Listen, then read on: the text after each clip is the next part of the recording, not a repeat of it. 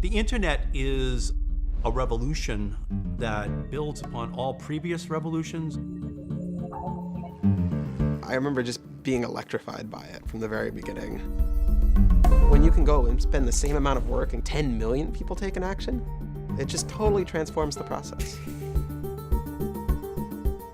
Oh, I don't think there's any question that on the whole the internet is a wonderful thing for society.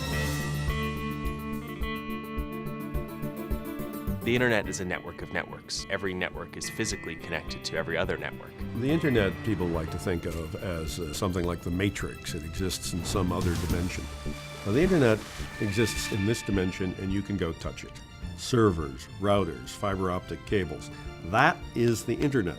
If you can build a piece of the internet and find someone to connect to, you're allowed to grow the net. The Supreme Court ruled on Monday that cable companies are not required to share their broadband network. The decision could mark the end of independent internet service providers.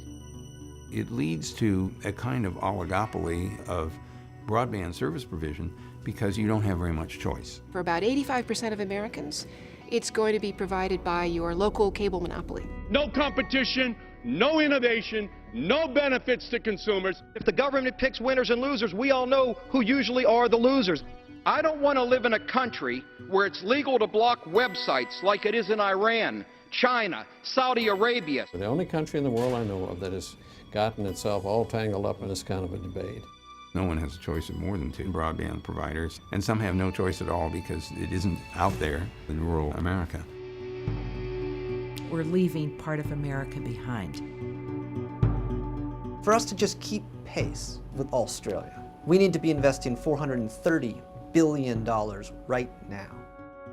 It does not have a personality until it is animated with the values that human beings have. We haven't had enough cyber education to secure that network. There's an automatic dossier on each and every one of us. What they're doing is spying on you.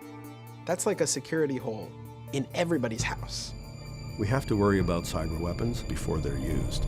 And the fact that they haven't been used yet should not give us comfort. You should be careful.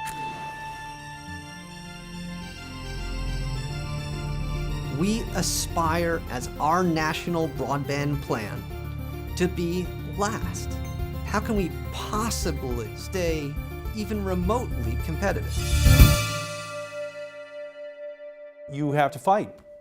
That has always been the story.